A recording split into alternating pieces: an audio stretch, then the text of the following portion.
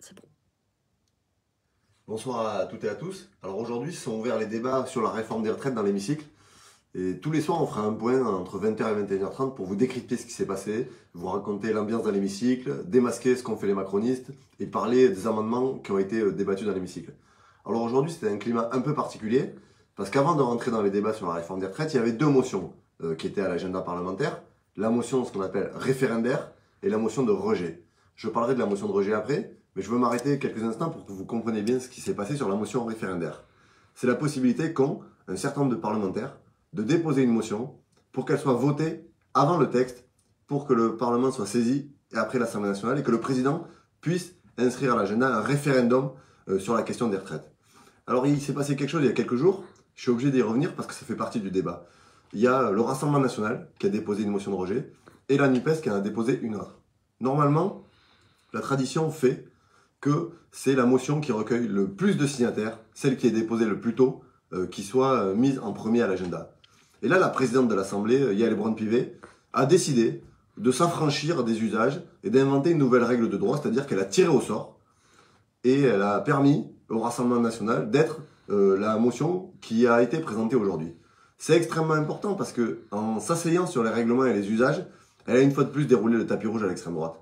Face à ça, on a évidemment tenté de réagir et cet après-midi à 14h30, une nouvelle motion référendaire a été déposée à l'initiative du groupe LIOT, donc Liberté, Indépendance, Outre-mer et Territoire, signée par 6 groupes parlementaires, c'est-à-dire par la NUPES, par les membres évidemment du groupe LIOT et par les députés les Républicains. Et on a demandé en séance à ce que la présidente de l'Assemblée convoque la conférence des présidents et remettre à l'ordre du jour cette motion pour qu'il y ait à minima un nouveau tirage au sort, parce qu'il nous paraissait anormal qu'une motion qui est déposée soit examinée par la conférence des présidents. Et le président du groupe du MoDem, Mattei, a lui-même pris la parole pour dire qu'il n'était pas forcément d'accord avec cette motion-là, mais qu'il était favorable à ce qu'il y ait une réunion de la conférence des présidents pour débattre de cette question-là, parce que quelque part, Yaël Braun-Pivet, elle a créé toute seule une règle de droit et elle est passée outre les usages. Ça n'a pas été le choix de la présidente, qui une fois de plus est passée en force. C'est un mépris incroyable du Parlement et de la démocratie, parce que là, il faut quand même mesurer ce qui s'est passé. On avait 6 groupes parlementaires. C'est pas quelques députés dans un coin. C'est 6 groupes parlementaires qui ont déposé une motion référendaire qui a été balayée d'un revers de main par la présidente de l'Assemblée. Et une fois de plus, la Macronie, c'est une habitude malheureusement maintenant, à la fois est un parti antidémocratique, son fonctionnement est antidémocratique, mais aussi elle choisit son opposition, celle du Rassemblement national, une opposition qui a déposé moins de 400 amendements. C'est vous dire s'ils ont peu de choses à faire évoluer sur la réforme. Une opposition qui n'est pas présente dans les mobilisations sociales, qui a déserté la commission des affaires sociales la semaine dernière, qui n'a rien à proposer, qui est la meilleure assurance vie du système. Alors ça, c'est ce qui s'est passé pour ce qu'on a appelé la motion référendaire. Et après, il y avait la motion de rejet. Là, c'est l'ensemble de la NUPES, donc tous les députés communistes, socialistes, écologiques et insoumis, ont déposé une motion de rejet préalable.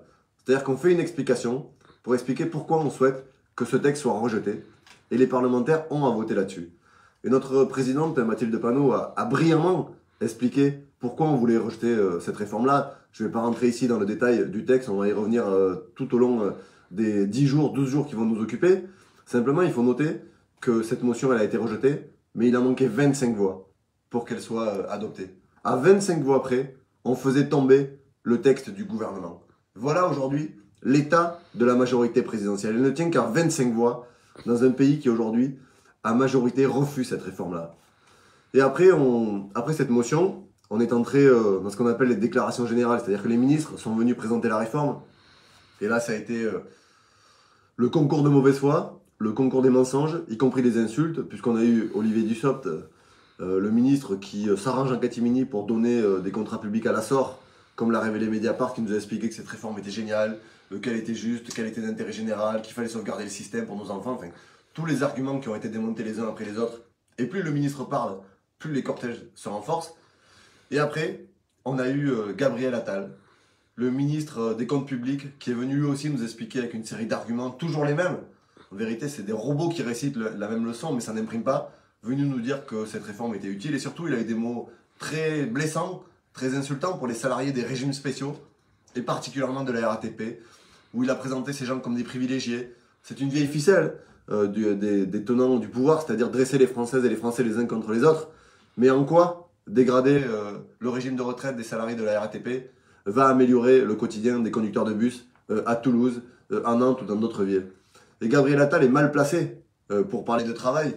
Lui qui a été un pur produit de l'école strasbourgeoise de Paris, qui n'a jamais travaillé, qui a été dès son plus jeune âge dans les cabinets de ministres, qui ensuite a été député et ministre.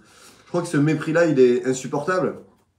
Et nous allons mener, pendant ces 12-15 jours qui sont face à nous, une véritable bataille parlementaire pour démasquer le gouvernement, pour dire que non, elle n'est pas juste. Non, elle n'est pas nécessaire.